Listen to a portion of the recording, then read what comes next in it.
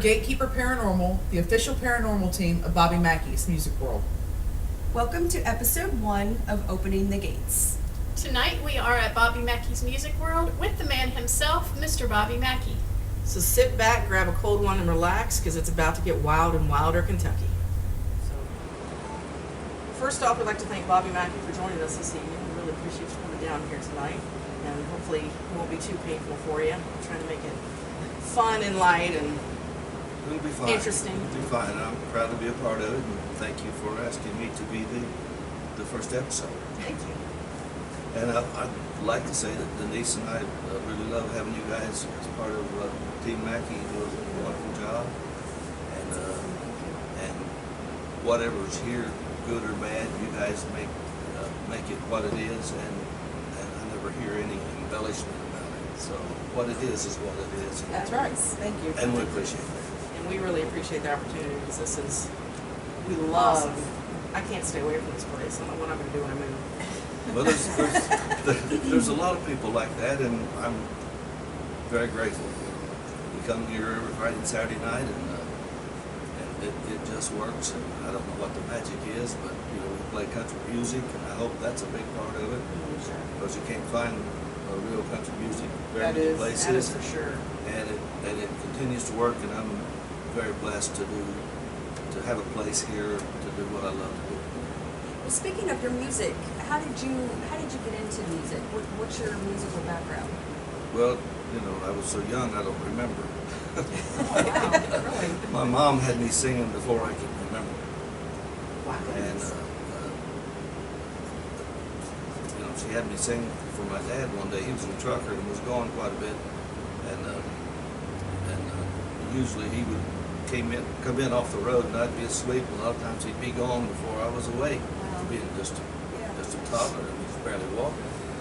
And one morning he was getting ready to leave, and I happened to be up, and she stood me on. He was at the sink shaving, and my mother stood me up on the little rim of the old-time bathtubs, the wide rim, stood me up there while he was shaving, and had me sing for him, and he just couldn't believe that I'd gotten that, that for a long. I sang 30 pieces of silver for him. So, but I don't remember. But then the next thing that I do remember, music has always been, the biggest part of my life. And when I was 4 years old, there was a talent contest coming up at the local school. It wasn't even my grade school, it was another neighborhood about 7 or 8 miles away. But Mom was talking about taking me there for the talent contest. I had been singing, I was 4 years old, I'd been singing Hank Williams' hit, You're Cheating Hard. Wow. So she took me to the talent contest, and I remember hearing my dad say that my dad told my mother, there's no use to take him, he's too bashful, he won't sing from this contest. And so I did. My mother carried me up and set me up on the stage, and I sang the song, and being 4 years old, belting out the song, the crowd just scared me to death. Just thunderous applause. And I finished singing the song, and I was scared to death, and I was keeping time with my fingers, scared to death. And when I ended the song, my mother walked back up to the edge of the stage, and I fell into her off the stage and buried my head. She said, they're doing that because, don't be afraid, they're doing that because they like you. I never did forget that. That's a cool story. Yeah, it really is. Wow. So from there, all the way through, just growing up, when I was 8 years old, I got my first guitar. My oldest brother bought me a Roy Rogers guitar for Christmas when I was 8 years old, and I learned to play that and started playing and singing. And, singing in talent contests all along the way, and just all through high school and everything. And when I got out of high school, I'm from up in Lewis County, Kentucky, about an hour and a half drive from here up to Double A. That's where I'm from, and I came down here and out of high school and got a job on the railroad. And The crew dispatcher's office was in Covington, at 16th and Madison in Covington. Well, I found a sleeping room a block away from there. I rented a sleeping room. I had my guitar in one hand, the suitcase in the other, and $75 in my pocket, of which I had a little bank account from money I had won in talent contests and stuff. Right. And so my mother would put that in the bank for me. So I had a $75 bank account. I sold that to my mother, brought that with me, rented a $5 a week sleeping room in Covington. But the main part of the story, on the railroad, I would work on the trains as a road brakeman from Silver Grove to Russell, Kentucky. But I lived in Covington, and the crew dispatcher's office was there. And the C&O bus run back and forth from Silver Grove to Covington. And if you didn't have a car, you could ride the C&O bus, which I did at that time. And the C&O bus would go right past here on its way to go up through Fort Thomas, down over Route 8 and down to Silver Grove, right past here. And I'd ride past this place on the bus, and sometimes, at that time, they had closed up the gambling, the old gambling casino. They had shut that down. This was in 1966 is when this was. And, but they were having bingo here. So when I would go by here, sometimes bingo would be going on. Cars would be parked everywhere, and the lights outside, there were lights that shined up on the building. Different color lights, red, green, yellow, different kind of color lights. And this place was so beautiful, all lit up, big crowd. And I'd ride by here, and this place fascinated me. And for some reason, it felt like that I knew what it was like in here. Yeah. I just felt like I knew what, you know, I could see what was going on in here, like I'd been here before.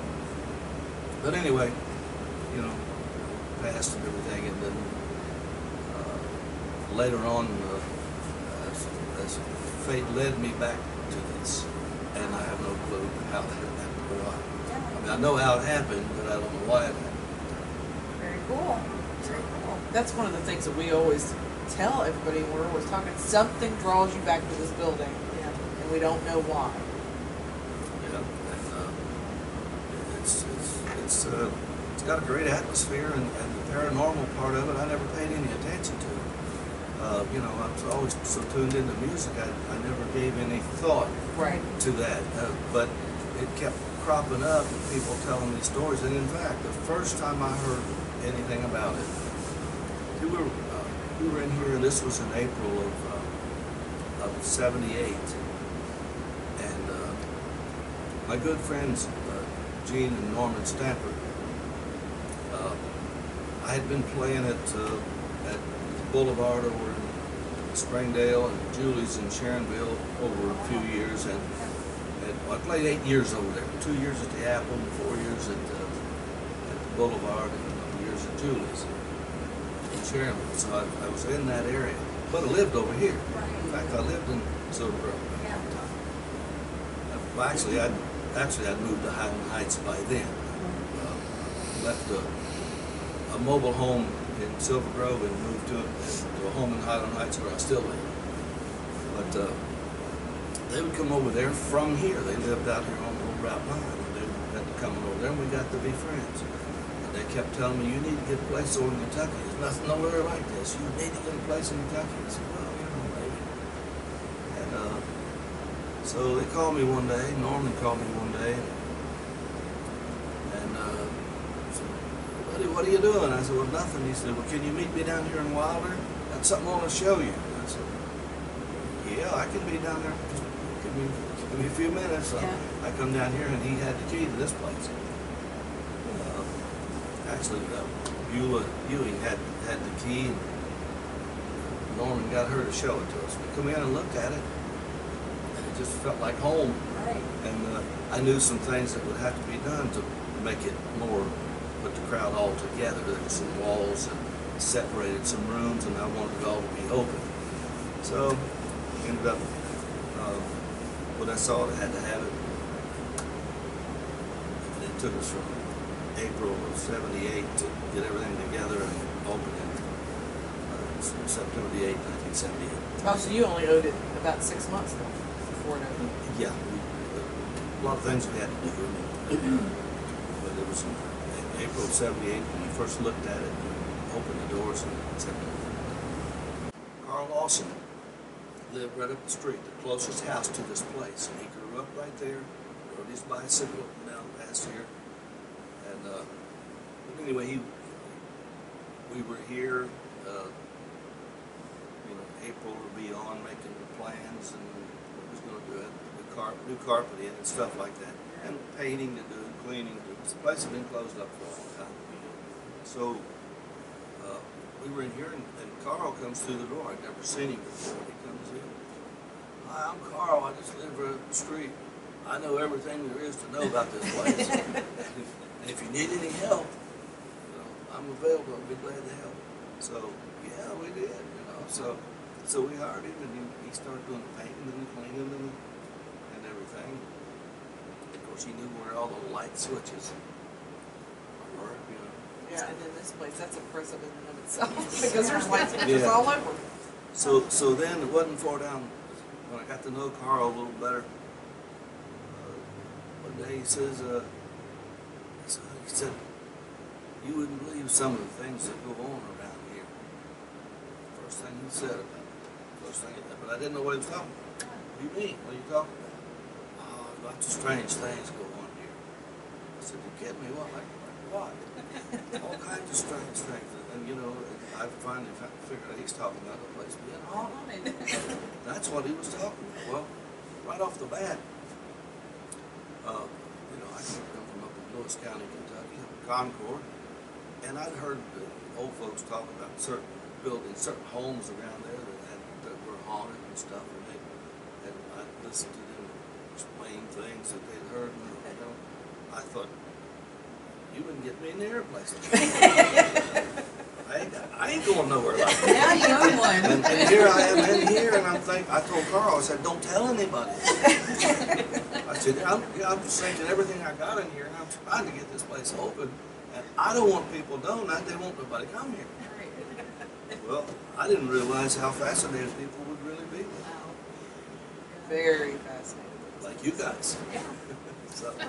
So that was one of the things that took me by surprise, but I still tried to keep it down. I didn't want people to know about it. I wanted the place to be known for great country music and dancing. I just wanted to make a popular honky-tonk out of it. But and it took a long time. About 10 years actually before it started to come to light. Because Carl didn't keep quiet about it. Yeah. And Douglas Hensley, who wrote the book Hell's Gate, and you're familiar with Doug because he wrote the book. He was coming in here, a good friend of mine, and was coming in here, and he was telling me about writing some. He was writing short stories, and they were being published, horror stories, just made up stuff. Right. And he was reading something from something he'd written, and I said, man, there's a story right here. It's supposed to be a real story that would make a better story than that. He wants to know what I'm talking about. Well, Carl's been trying to tell me this for years. I don't know. He says all kinds of things go on in here, but nothing bothers me. I ain't never seen that. So he goes to Carl. Carl was running the bull that night. He goes to Carl and wants to know about it. Carl wouldn't talk to him. So Doug would come back to me and he would say, Carl won't talk to me about it. I said, that's because I told him not to. So, but he kept on the whole night long, just worrying me to death. At the end of the night, when the bull was shut down, he brings Carl and me. He said, you got to get Carl to tell me. I said they'd worry me all night, and I just couldn't take it anymore. I said, Carl, you've been trying to tell me for years. I don't care what. Tell him if you want to. I really didn't think Doug would write a book about it. I thought that would be the end of it. Yeah. But he did. And Hell's Gate is the book. And So during that 10 years, from when you bought it until he wrote that book, I'm guessing Carl was having experiences here, or he said he was? yeah. Did he ever tell you, or you He didn't want to? would try to, but I had too many other things Yeah. on my mind. I didn't, you know, it just didn't fascinate me any, and I wasn't concerned with it. I'm worried about stage, learning new songs, and, Right. and running as well. To keep your business up, And right? run, I had to sing and run. Right. Right. So, Was he living here at the time? When did he live here? by that time, Carl was living in here. Like I say, he lived right up the street, the closest house to the place. And at that point, he was 18 years old when he first came in and started helping us. Wow. And started, so he started cleaning up for us. He was the caretaker. But by this time, he had moved in here upstairs in a little apartment. Carl had moved in. And it didn't take me long to figure out that something wasn't right with Carl. He had dual personality, or maybe three. He had more personalities. And I would talk to Carl about something, and he always seemed to be different. And I'd have to talk to him for just a little bit to figure out how to deal with him. Which one because you're I talking to? Who you were talking to? because he Yeah. was always different. Now I don't know if that's got anything to do with it or not, Yeah. but that's the way it was. When I'd figure out how to deal with him, you know, we'd talk, but there were other times I'd have to talk to him in a different way. Yeah. But Carl was a genuine person, you know. But he moved in here, living upstairs, and then that's when Doug approached him, and when Doug Hensley became obsessed with writing the story, and he spent many hours with Carl on the phone or in person, writing down the things that Carl told him. And I was shocked when Doug would write a chapter, and I was shocked when he would read it to me, of what the depth of it was. Because the book, you know, you start reading the book, you can't hardly stop. Right. You know, that's for sure. But he would read it to me, and he got to, I'd throw my 2 cents worth in, and I made very, very sure, you know, he would read back to me what I told him, and if he had anything, you know, sometimes some things could be misunderstood, or just take it wrong, or write it with the wrong meaning or something, and I'd straighten it up. And, you know, no, it wasn't like that though. You know, what I did was this. So I made sure that everything about me in there was exactly correct. But then, when this was taking place, and I was involved with a recording studio in Nashville, and I was going down there every couple of weeks, and I was working with a good friend of mine, Danny Bailey. We had a studio together, and we were doing some recording in the studio one day, and at the end of the recording session, everybody was gone except us. And I told Danny, we need a song. There's this story that Doug Hensley's writing about the hauntings of the nightclub. We need a song to go along with it. So he's sitting on the piano bench, sitting backwards to the piano, sitting on the piano bench, and there's a guitar stand there, and he reaches and grabs the guitar and said, "Oh," he said, "what year was that?" Because I had told him the gist of the story. And he said, "What year was that?" I said, "I don't know, sometime in the 30s. And he strums the guitar, and it was way back in the 30s. And I picked up the next line, in the little town of Wilder. And it just went from there, and we wrote the song in 30 minutes tops. Wow. I'm going to sing that for you after a while, too. Yeah. Oh, yeah. It's my favorite song, actually. Thank you. So, I found that cassette tape, the original demo that we did. After we wrote the song, we did a demo, recorded it. And not long ago, so it's not guesswork anymore, not too long ago, I found the cassette tape. It said October 1989 on it. Oh, wow. So that was 11 years after.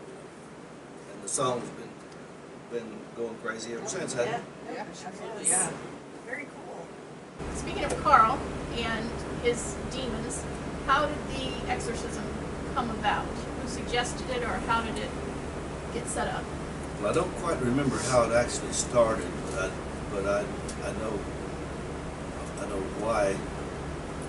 why it did.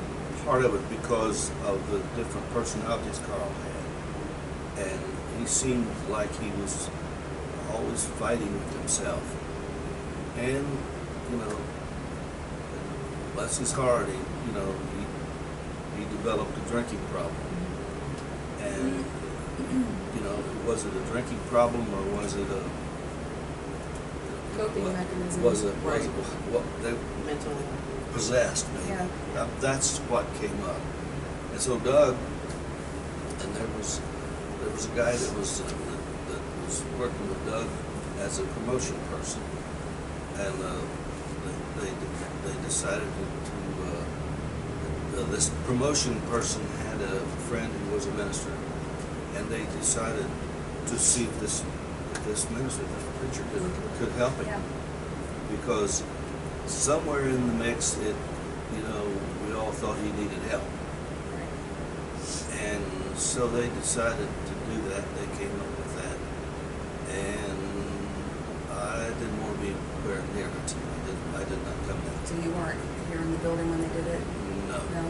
And there was an extra part on the building then. There was an old kitchen on that side of the building that we tore off. Back past where the plexiglass Right. windows are.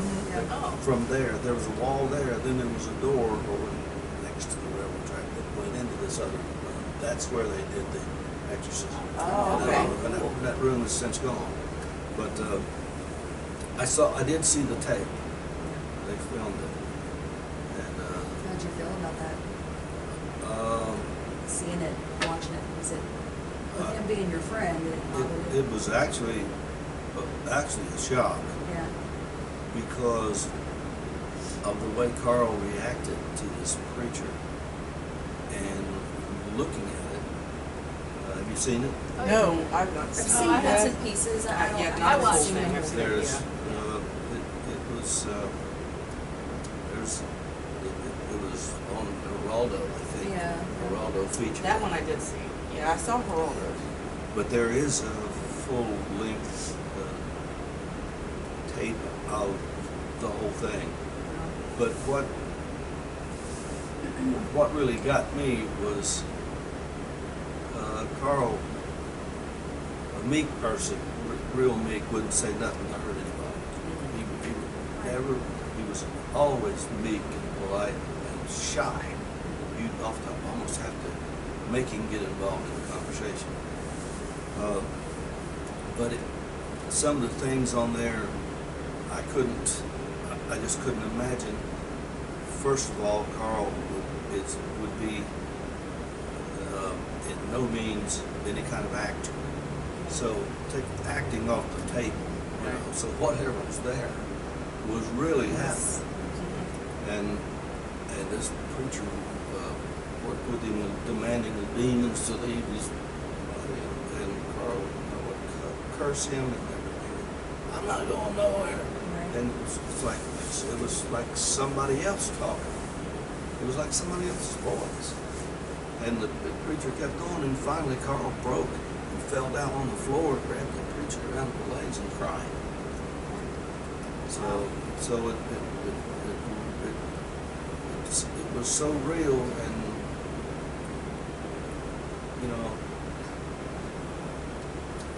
it gave me pause, I tell you. Well, it's something that you don't see every day, so No. no. And knowing that I detected he had more than one personality.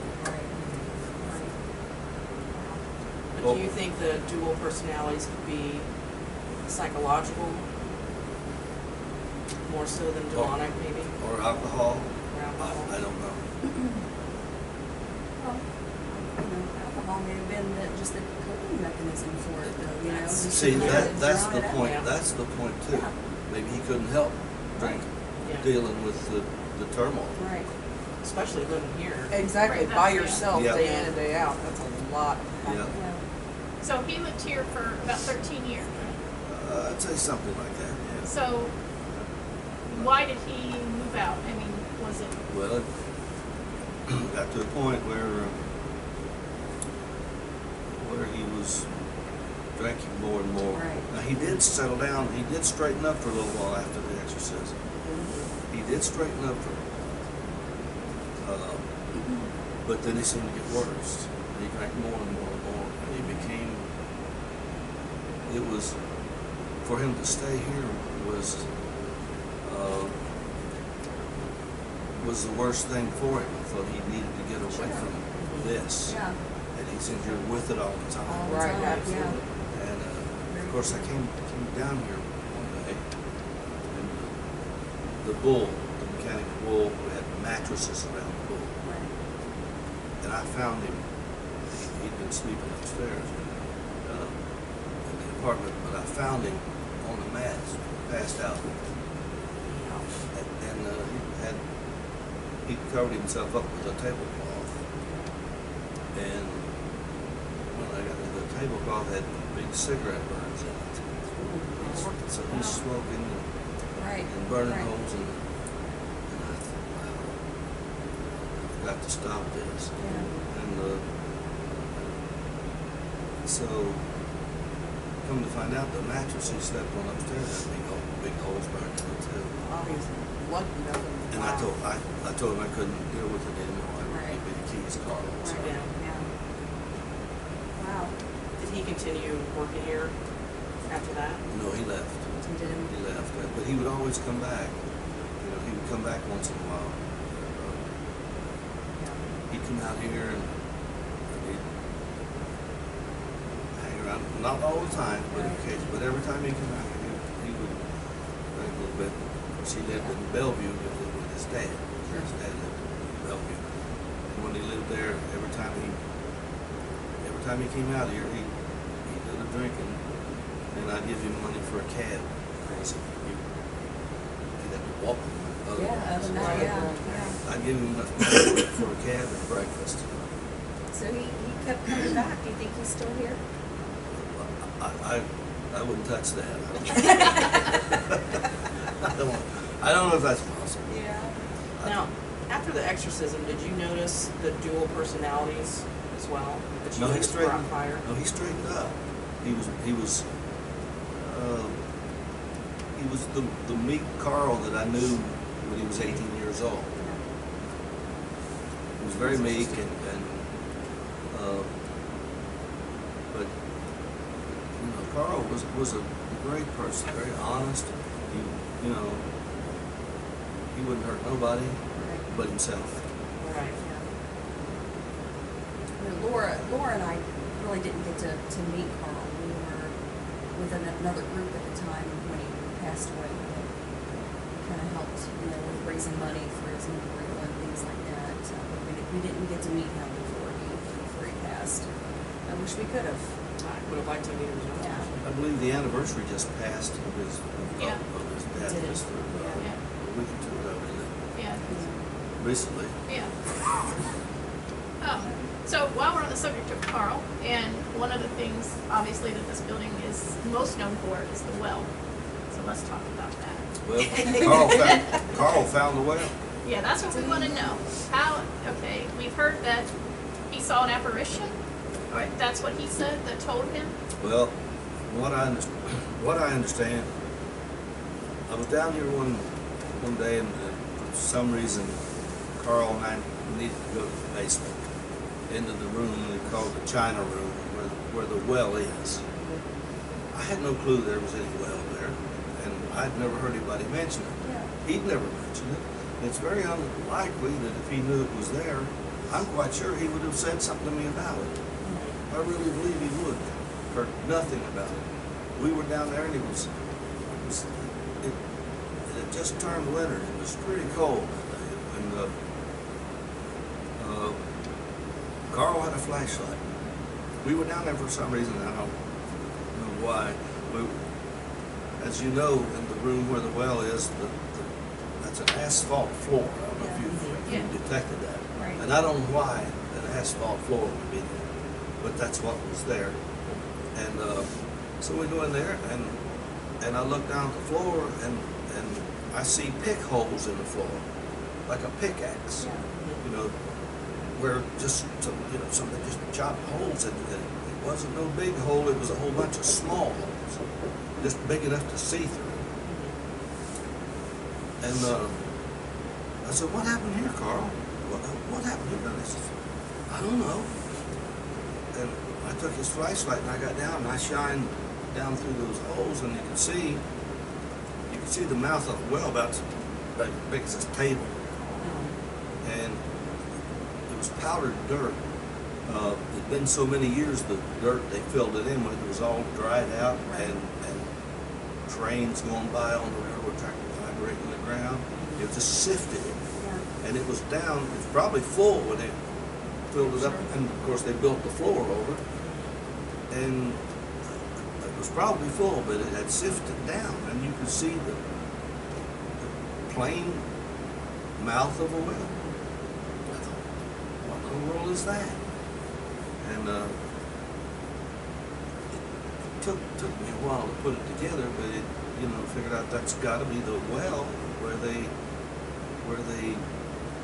drained the blood from the slaughterhouse.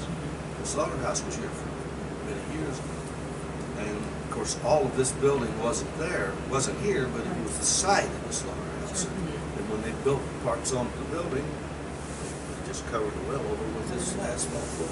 Right. And that's how we found it. I mean, what was going through your head then? Were you thinking, I don't want this place to be a haunted bar, or? I couldn't stop it. Yeah. And so the only thing I could do was go with it, and I started finding out that people were more satisfied, more more into it than my original thought they would run people away. Right. So people got into it. More people than I ever thought would be fascinated. Right. Wow.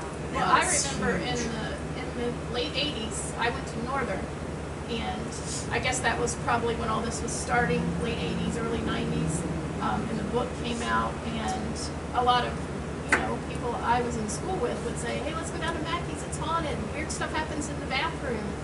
So, yeah, I remember that. Yeah, the bathroom is what I first heard was haunted. The first thing I ever heard was the bathroom.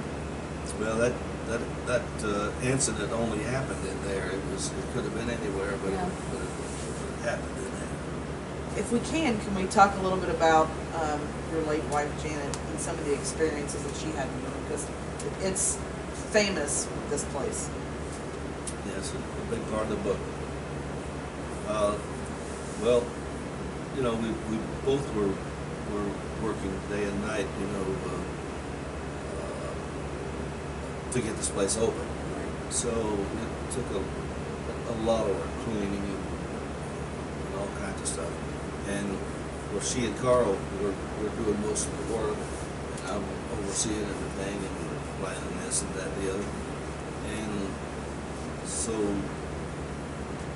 as I said, how Carl had tried to tell me about the strange things, and I would hear it. Well, he did get Janet's here, and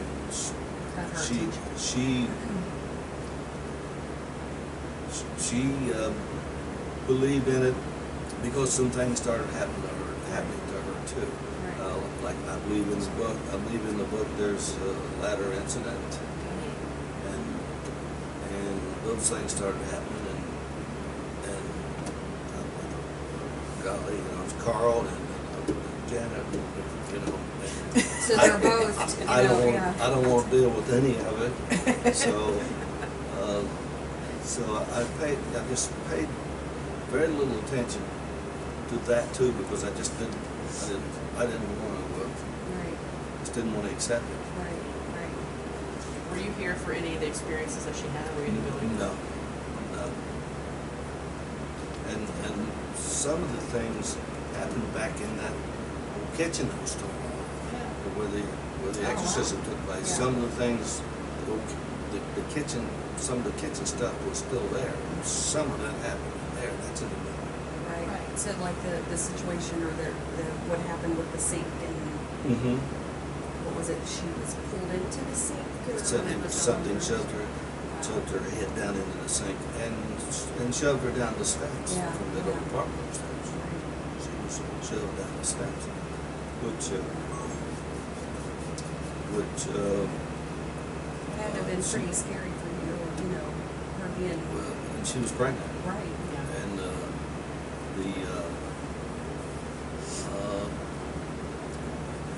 she had placenta previa, they call it, so that kind of got disturbed by the fall, I think. But she didn't fall that far, she got pushed and not all the way down the steps. Right. But Johanna, our daughter, was born 10 days before we opened the nightclub. Oh, wow. I didn't realize it was like And born premature because, Yeah. I guess supposedly because of that. But she was born prematurely and weighed 1 pound 15 ounces. wow. Crazy story. Wow. But she's a registered nurse today. Oh. Good profession to be in. Yeah. Yeah. Well, that's a lot. A brand new premature baby on top of a brand new nightclub. Mhm. Yeah. So Did you ever sleep for the first couple of years? It was tough. She was in Children's Hospital for 95 days. Oh, wow. And we opened up here September the 8th, and at the end of the night, when we closed the club, we'd go to Children's Hospital and spend 2 or 3 hours with her. We'd go home and start the whole thing over and come back here, and at the end of the night, we always visited her after we closed the club. So it'd be daylight before we did. Yeah. Crazy story. Since we're discussing stories, legends, we gotta talk about Johanna and Pearl. Where did those stories actually originate? Well, that came from what Carl told Doug. From Doug Henson. That's what Carl told him that one of the names that was here. So when people started finding out about it a little bit, there was people who wanted to have a seance. They knew some woman who was into that, and they wanted to hold a seance in here during the night when we were closed. And I gave them permission.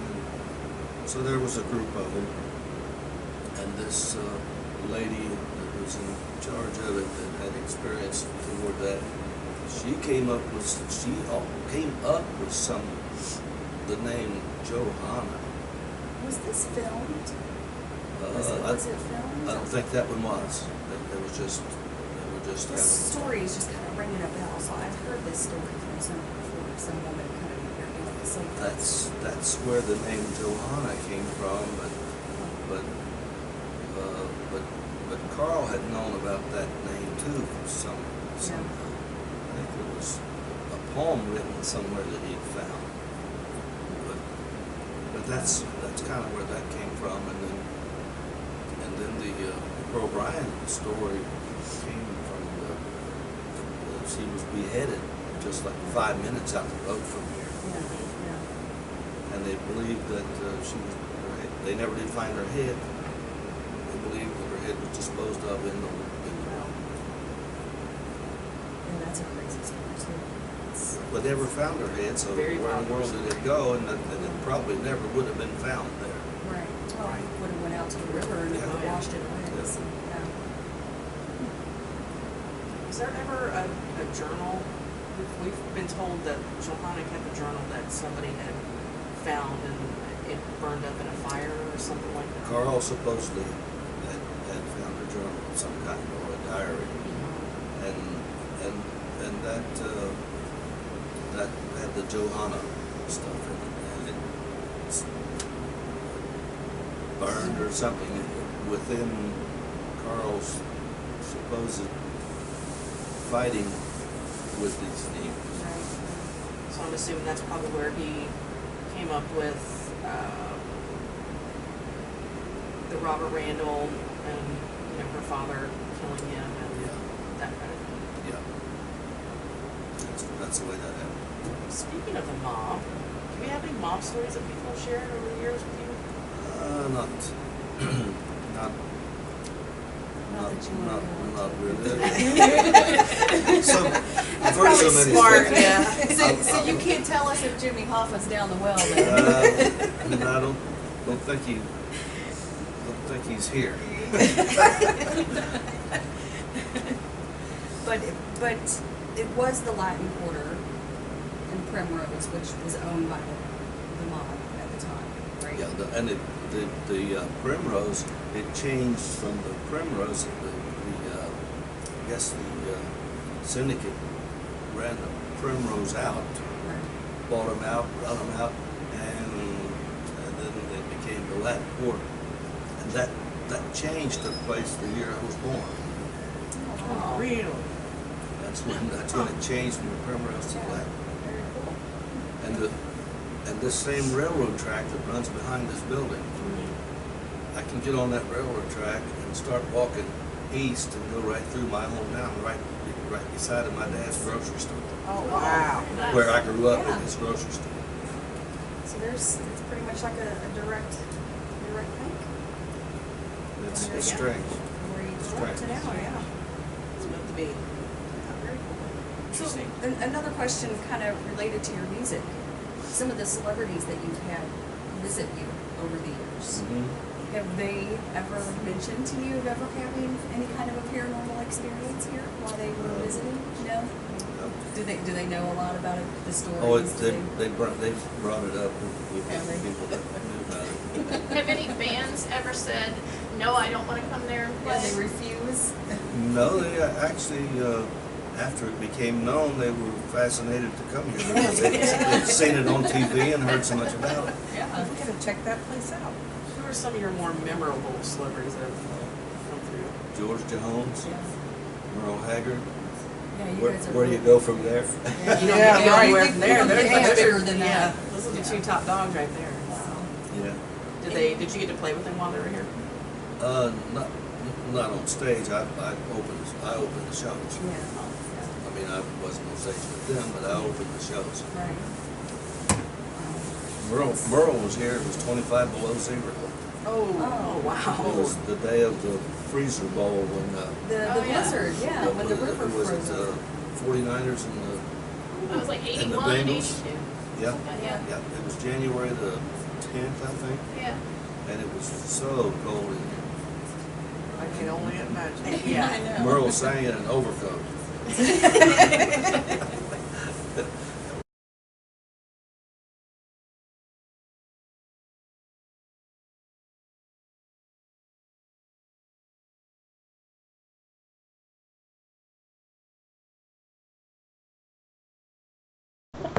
Let's bring it back to the paranormal. You've never had any experience here that you can't explain. I won't even say paranormal, just something that you can't explain. Yeah. Feelings. Well, there's this one story. What is I was down here, and of course Carl was here, and I came in to we had a claw machine back here with all the plush in it and stuff, claw machine, and I come down, and Carl and I, we were checking it out. Something wasn't right with it. Of course, I don't want to give the impression that I could work on games because I know nothing about none of that. But I was just checking to see what might be wrong with it or what was going on. So Carl and I, and it's right directly across from the bar, right about where the ATM sits down. Yeah. And messing with that, and directly behind us was the bar, and behind the bar there was this awful sound. Sounded like cats fighting or something. It was just growling, and like two sets of growling. It wasn't the Wow. Wow. just growling and going on. And I said, "What is that, Carl?" And he said, "Nothing." What is that? Okay, he didn't hear it. I said, "You don't hear that?" And I turned around and went over and leaned over the bar and looked, and I didn't see nothing. Wasn't nothing there, but it sounded like two cats having one. Oh my God. That's the best story ever. That's actually really cool. Oh my Because that's gosh. actually one of the reports, that there's a ghost cat here. People have reported feeling Well, like there's a cat brushing up against that them. happened, and I went on about my business, and I thought, I don't know what it was, You but know- it made my hair stand up. I get asked that question a lot on our tours. What kind of experiences has Bobby had? It's like, you know what?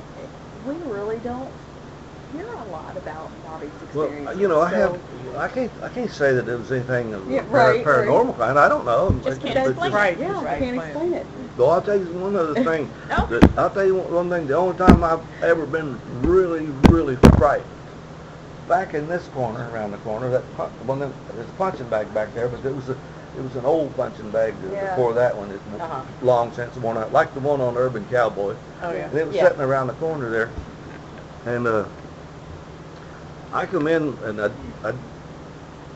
come in to get the quarters out of it, Yeah. and it's back behind the machine. Unlock it, open it up, and there was one of these tables was sitting right there beside. And I'm by myself, and I never did feel good in here by myself anyway. But I come in and I'm holding the flashlight with one hand, and I unlock that door, and there's a whole bunch of quarters in this punching bag, and I reached over and laid the flashlight down on the table. I laid the flashlight on the table, and I'm over here now, and all of a sudden I look up, and over that way there's a light flashing. Light just going crazy, and I heard crash, and the flashlight rolled off the table. Oh, I thought that was going to be... You think that didn't scare me? The light was on, and it started rolling, and it showed me over there. There was a light going crazy. You thought those And then ghosts done had you. Crash, and the flashlight was on the floor. I think I probably would have man. ran too. Yeah. Yeah, I said, there's many I times. said, it's time for me to go. So, sorry, I talked No, that's over you. okay. When you walk into this place, sometimes you walk in, it's fine, and then other times it's not so much. Yeah. Yeah, I agree with that. Every one of us has gone out and waited in our car for Oh, the yeah, tour group to absolutely. get here because you just walk in and it's like, nah, I don't want to be I- here. I used to never want to come in here by myself, but it's gotten to the point where it doesn't bother me at all anymore. Yeah. But if you don't believe, why did you not want to be in here? Just Just a feeling. The eeriness in here, It's a this- creepy old bar. It really is. I know it is. The- When it's closed, yeah. One of the things, after we've had a night with big house full of people dancing, the weight in here, then you leave and come back. That's when it creaks a little bit. Yeah. That's when you hear a little creaking go on. Yeah. And that's what always bothered me. Gotcha. And if I would happen to leave something in here and have to come back, it was holding my breath and in here and get what I come after and out. I've done that plenty of times, so yeah. I know. That was back then, but it went away. Yeah. It went away. So it doesn't bother you at all now to No. come in here by yourself? No. But there are so many more people fascinated with it than I ever thought there would be. Yeah. I mean, Especially now, since all those paranormal shows have come yeah, out really in the taken last off. 10 Yeah. years. and I found out that I'm, I just can't make myself believe in it, but I find that I'm in a minority because a whole lot more people believe than don't. Right. Yeah. It's a fascination somehow. Yeah. I've always, this was my own, what I come up with myself. A lot of talented people, there are lots of talented people that have their own talents to play a guitar. I just strum and play, but for somebody who picks a guitar and plays, Yeah. like my guitar player, great guitar player, it's got to come from his brain right out the end of Natural. that. Right, Yeah. yeah. It's your It's got to given connect with, talent. it's a connection. Right. Or an artist who can sit down and paint a mountain and just paint it so beautifully. Yeah. It's got to come from the brain out. It's that finger to do that, the Right. imagination. Who's to say that some people don't have that talent to connect with that, Right. with the paranormal. Sure. That's Other true. people don't. Yep. I don't have that ability. Right. No, I don't, and I don't even want to dwell on it. Right. But can you all, does it go out to your fingertips? I For mean, me, it does. You connect with it and feel that Oh, yeah. you can tell when something's there, see, you can have it. I can sometimes and I can't sometimes. Just depends. Yeah. And clairvoyance, I mean, I'm sure there are lots of frauds, you know, Oh, but, yeah. but there Yeah. are some people who's got that gift. Right. Yeah. I think that's where I think we all do to a certain extent because you can walk in this place and sometimes you get. Yeah. your I don't see skin dead crawls. people, Yeah. but I wish I could see dead people. We but see shadow people. Well, we do do shadow see people shadow here people all the time. Or red rum. Yeah. Yeah. I will die if we walk into that bathroom and there's red rum written on those mirrors. That's gonna be you because you have all the crazy stuff happen all the time. Well, my name's Laura. I'm a skeptic. I'm the most skeptical of all of us. True. Yeah. But I honestly can say that I've had things happen here that I can't explain. I don't have an explanation for them. And I'm not going to say that, it was a ghost. I'm not going to say it's a demon. I just can't explain it. I've heard things in here.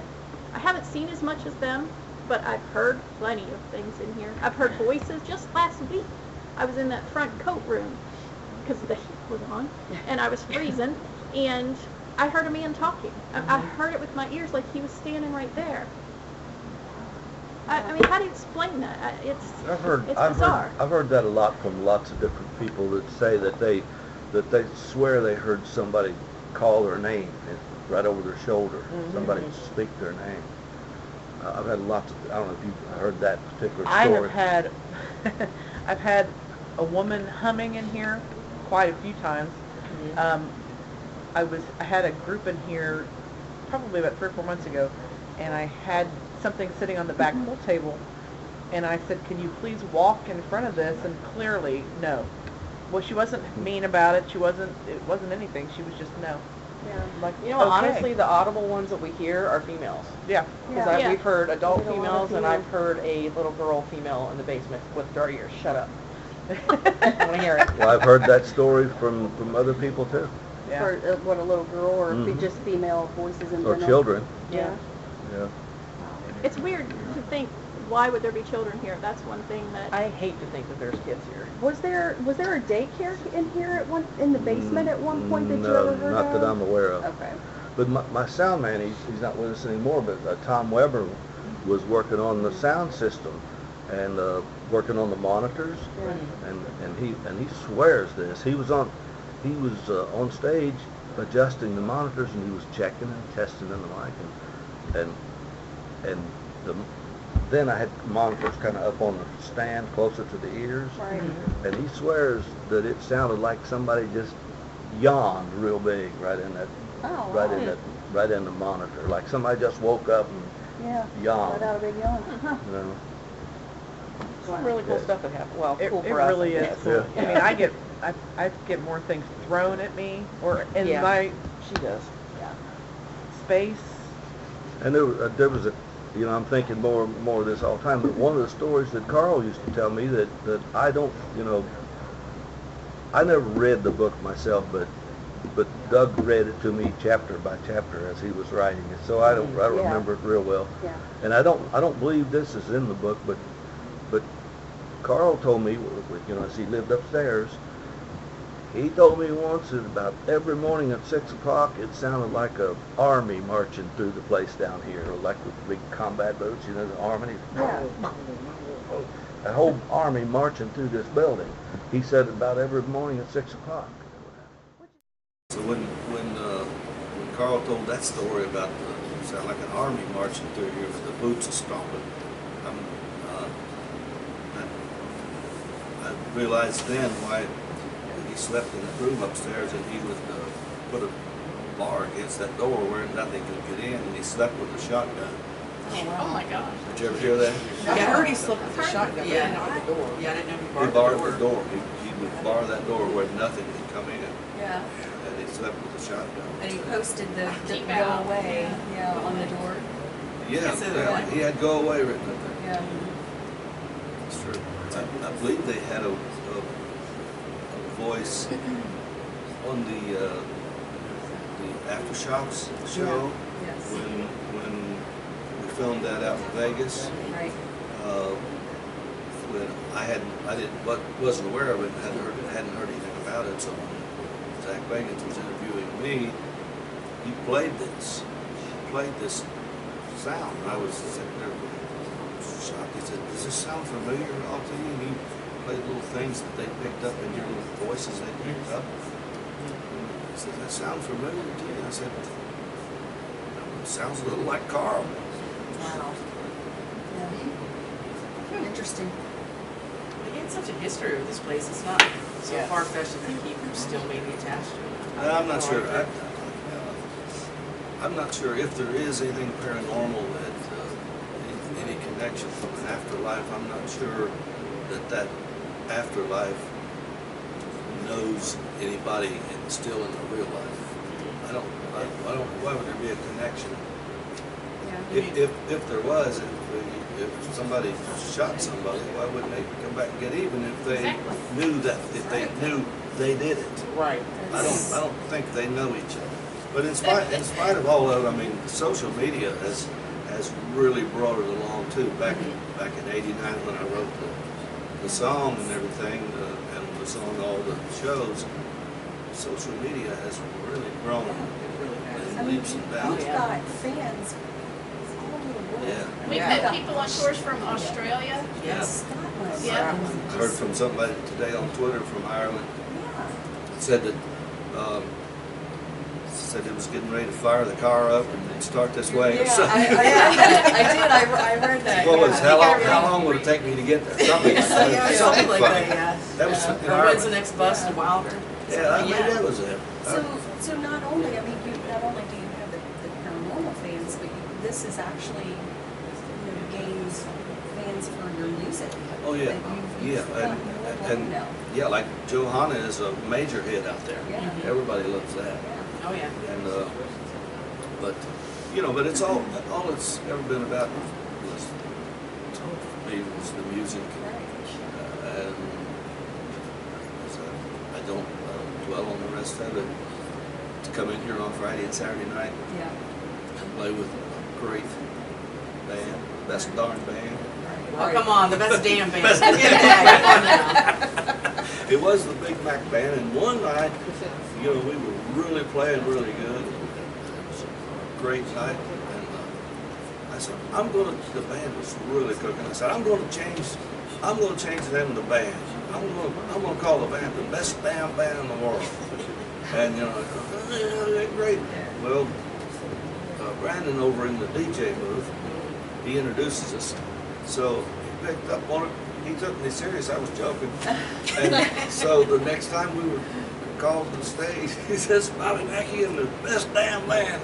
I said, "Okay, that ain't too bad." So I just left it.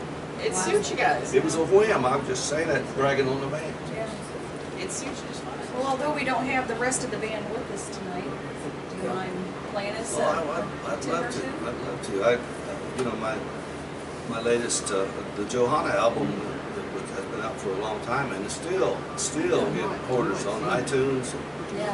and Amazon. It's still selling the Johanna thing, the biggest hit ever. Of course, Pepsi Man was a big hit back in '82. Yeah. Song about Pepsi Man, but my latest album, Country Music Lives On, I wrote all the songs on it. Of course, Poor Pearl, Poor Girl is on there. And I wrote this for Zach Bagans for his little CD thing there. And of course, got a new single, Lucille. And I see you have a t-shirt. Yeah, I do That's great. too. I wear mine. Yeah, great. And I'm working on a new Like a album. single? I'm working on a new album. Lucille's a single now, and I'll probably have another single or two before I release the album with Lucille. And Right. I'll have that album out hopefully in the next 3 months or so. Excellent. Can't wait to hear Yeah. it. I can't help. Yeah. Shall I get my guitar? Absolutely. Let's go. Way back in the 30s, in the little town of Wilder, lived an old man and his lovely little daughter. They ran gambling for a living. It was the best place around. All the men would come and lay their money down. Her daddy was a jealous man, but Johanna fell in love. He kept saying the man dealt a bad hand. So deep in the night, when all the world is quiet, someone came, took her lover's life. Johanna, Johanna, where are you now? Could it be you're still here somehow? Johanna, Johanna, where are you now? Is it true you're still here somehow? Now today it's a different place, all the same with a new face, with strange mysteries hanging in the air. People in their sane minds swear they see you today. Are you looking for the love they took away? Everyone knows that you couldn't bear the pain, so you took your life in the pouring rain. You took your life in the pouring rain. Johanna, Johanna, are you really here? Looking for your lover after all these years. Johanna, Johanna, are you really here? Has your lover returned after all these years? Now some may not believe it, and I won't swear it's true, but some of us smelled your rose perfume. Johanna, Johanna, are you really here? Looking for your lover after all these years. Johanna, Johanna, are you really here? Has your lover returned after all these years? Has your lover returned after all these years? Alright, All right. awesome, pretty cool. It's one of my all-time favorite country songs ever. Well, thank you very much. Golly. Yeah, the new single. This was a song.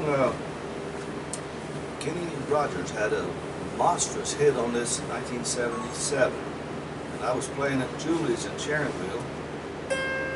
77, year before I come here, and it was a big hit, and I was singing it all the time. But you know the Kenny Rogers version of it.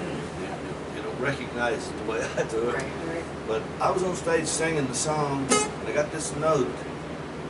The waitress brought a note up to the stage and laid it down on the stage in front of me, and it looked down. It says, "Thanks for singing my song, Roger Bowling." Roger Bowling wrote the song, Oh, okay. It was that. and he was in the nightclub. And I'm singing, "Thanks for singing my song," and it's Roger Bowling, and I knew he wrote the song. Yeah. And that was strange. When I got off stage, I looked him up and had quite a conversation. But he wrote the song, and little did I know that all these years later I might record the song. Yeah. It just happened. I was looking for something catchy, and I always liked that song, but I would have never tried to sing it like Kenny Rogers did, so I did it a little different. Yeah.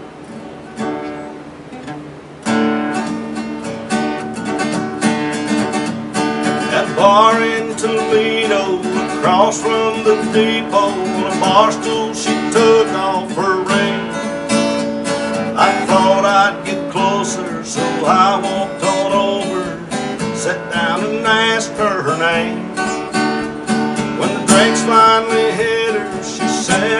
no quitter, but I finally quit living on dreams. I'm hungry for laughter and here ever after. I'm after whatever the other life brings.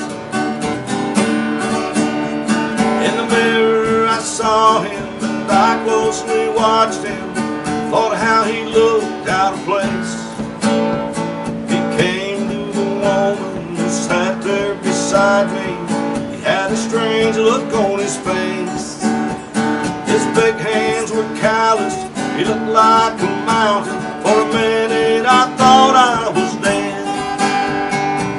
He started shaking. His big heart was breaking. He turned to the woman and said, "You picked a fine time to leave me, Lucille. 4 hungry children and crop in the field. I've had some bad times, lived through some sad times. This time your hurting won't heal. You picked a fine time to leave me, Lucille."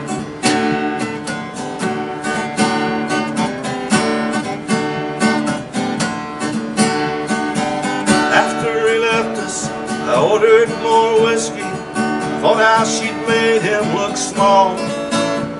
From the lights of the barroom to a rented hotel room, we walked without talking at all. She was a beauty when she came to me. She must have thought I'd lost my mind. I couldn't hold her. The words that he told her kept coming back time after time. You picked a fine time to leave me, Lucille. 4 hungry children and crop in the field.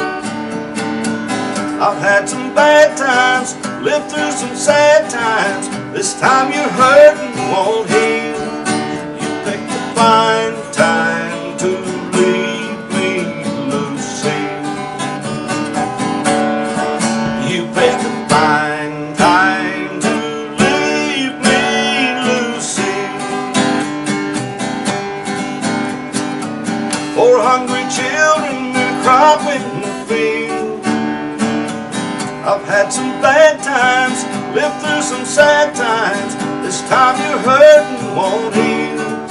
You picked a fine time to leave me, Lucille. You picked a fine time to leave me, Lucille.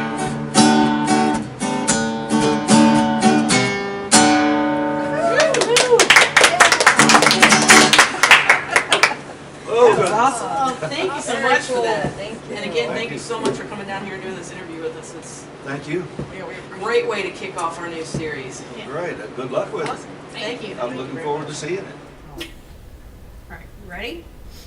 1, 2, 3. Did you just hear a man's voice? I did. Yes, I did. And it was over that way. Yes, it was. What did he say? Quit making fun of us. That was loud. It really was.